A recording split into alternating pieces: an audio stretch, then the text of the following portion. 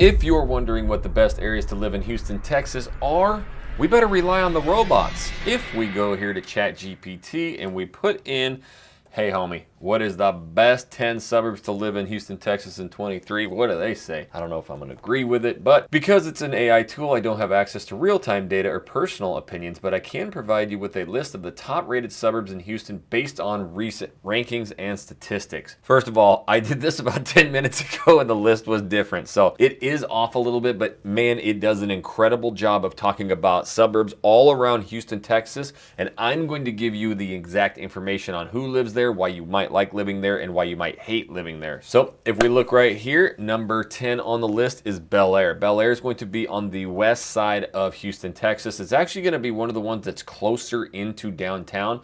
Bel Air, ever since I've been here twice, in the last 15 years, it's a higher end neighborhood. It puts you over there closer to West University, to River Oaks. It's not too far away of a suburb. It is a little bit older and dated. So you do have all the amenities and being close to downtown. That's why a lot of people like it. People moving here typically, in fact, I don't think we've had one client move to Bel Air. It's more of a local known place that people kind of are born and raised. If we look on the list though, number 9 comes in as Spring, Texas. Here's a sneaky area. A lot of you are looking for that area that is close to all the amenities, nicer areas, still has great school districts, but more affordable. Spring's going to be probably your top spot for that. It is really well known for its lower price points, especially beginning price points. Now, the added advantage is you are in the Spring-Klein school districts, which are highly rated. Just to the west of you is Cypress, Texas, which I think has some of the top master plan communities. Just to the north of you is the 99 tollway, so you can get anywhere you need. Plus, about 15 minutes north is the Woodlands, and you're really close to downtown Houston. So centrally located there, just north of downtown, it's a great spot for that. Number 8 on the list. It's where I currently reside. It is Kingwood. It's actually ranked in niche.com as the #1 place to raise a family and #1 place to buy a house. So it does have its high rankings in other places, but all of this is really personal opinion. There's nothing more important than when you come here is to truly feel these areas, right? Kingwood for me, it got me all my sensories, all my feelers. Big overgrown trees, a lot of parks, and the schools are just ridiculous. We're not allowed to steer in any way, but you guys are doing all the research, some of the highest rated public schools, but it's just in its own little area. You don't have a lot of amenities with giant shopping malls or Lululemons or that kind of thing, but that's what keeps a lot of the traffic out, whereas some of these bigger suburbs, you're gonna get a lot of traffic from other places coming in, right? So Kingwood up in the northeast section, right next to Lake Houston, especially if you like outdoors and boating, you'll have plenty of it. Number 7 on the list is probably one of the top areas people are moving and relocating to. That is Cypress, Texas. So to see it at number 7, I think ChatGPT is full of hooey, but this is an area that I think has probably 2 of the top 5, if I'm really getting, up there, top 10 at least, master plan communities. Bridgeland is amazing. That place is massive. Town Lake gets all of the credit and all of the notoriety, but Bridgeland is expanding now west and outside of the 99. It is massive. And the thing about Cypress, Texas that really differentiates it from everywhere else is a lot of these other cities and suburbs have been established for a long time. Cypress has erupted in just the last decade. So all of your shopping, all of your schools, everything out there is just brand new and top notch. So that's one of my favorite areas to go, and it's easy to see why the majority of our clients moving here are choosing it. Now, we've helped 200 clients move here and buy houses, so we know what we're doing. We're the #1 relocation team and the original Living in Houston, Texas team. So doing these videos and these in-depth vlogs is just scratching the surface to help you choose the spot. Our team is the one that helps you absolutely find the perfect spot and take care of everything else. You just got to get here. Name, number, email, everything here or in the description.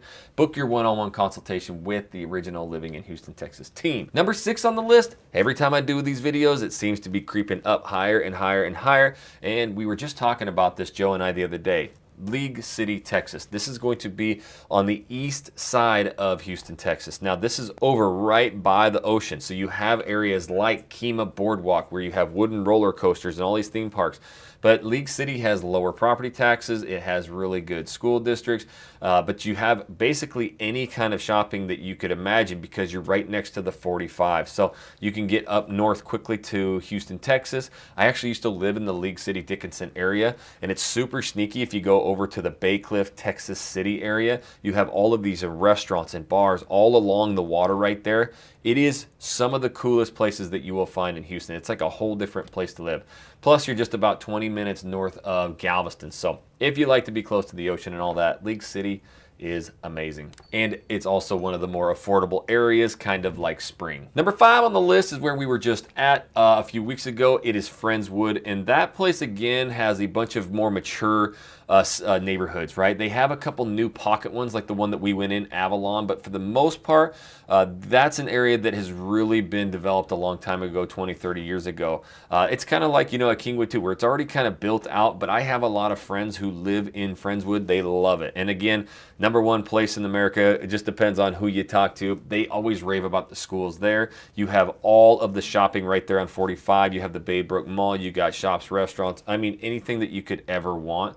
Almost more amenities than you do up in the Woodlands. It's just going to be out towards 45. So you're not going to have as much traffic in the neighborhoods as much as you will, you know, as the Woodlands and stuff. Since all of the shopping is at the front end of the Woodlands, that's what kind of holds you back from getting in. So Friendswood, you can stretch out south of Friendswood too, and you start getting into more farm country. So availability, affordability, and property taxes are some of the lowest that you see there. I'm not going to go too in depth, but Pearland is number 4 on the list. It is right next door to Friendswood. They're very similar. There is a lot of new neighborhoods coming in. This is, again, when people are reaching out to us, they start kind of explaining what they like, what they don't like. There's little individual pockets in each one of these suburbs that's like, oh my gosh, this place would fit you perfectly. You won't know. But Pearland, again, is down to the south. Coveted school districts, really good, you know, old shopping, older kind of downtown areas. So that's really what you're going to see in the Friendswood Pearland area. We're creeping up that list. We are at number 3, which is going to be Katy, Texas. This is an area that has the #1 biggest master plan community in Cinco Ranch. It is absolutely massive. Katy, Texas, you have $70+ million sports facilities for the kids. It's just really, really nice. The biggest issue that I had with Katy, Texas, it's way the heck out there. When you drive out to Katy, Texas, you drive out to Katy, Texas. Now, there are some beautiful master plan communities that are just outside of it. I did a full 3-part series on the top master plan communities just outside of Katy. So you got to make sure that you go watch those. They're crazy in depth. Plus, there is a master plan community out there called Cross Creek Ranch out in Fulshire, where a lot of our clients are starting to gravitate towards. This is going to put you out even farther west, again, stretching that dollar as much. The farther you get out, you know, the more affordable it gets. You can get that bigger Texas-style home and have all the amenities. Now you get the added advantage. I mean, Katy has its own theme parks, water parks. It's just mind-blowing how big that suburb is. So when you move there, you're going to love it. You would never have to leave. But for me personally, I like more of the trees, which puts me to the north of Houston, northeast of Houston. And I also didn't want to be that far from downtown. Number 2 on the list has my personal favorite master plan community if I didn't live in Kingwood. That is Sugarland. Now, it's more in Missouri City, is Sienna Plantation is what it used to be called. And that master plan community, to me, just has everything from all of the ball fields, the sports complexes. It's just amazing over there. Then they have an entire equestrian center for horses. They got golf courses. You will see every school is just packed to the gills with bicycles. I love living where I'm at too, to where the kids can bike every day safely to school. So those are always things that we look for when we're in vlogging. Sugarland down to that southeast area of Houston, Texas. Again, it's not too far from getting into downtown Houston, or we have a lot of the medical professionals, doctors, you know, nurses who want to get into the medical complex. It's very close to that. So that's kind of where they gravitate towards. It's very pretty down there. You have the Brazos River. You've got a lot of ponds and lakes and features and parks, and then they have the little Sugarland shopping center there. So it's a really good area, and again, not a lot of steering anyway, but all the locals that tell me if schools are the top #1 priority, period, end of story, Sugarland is typically where they go. Now, #1 on the list, the Woodlands, Texas. It's always #1. It was actually ranked the top place to live in America 2 years ago, but it had huge side effects. In fact, this video right here is a full tour of the Woodlands, and it goes through those negative side effects. So if you haven't seen it, go click that video right there.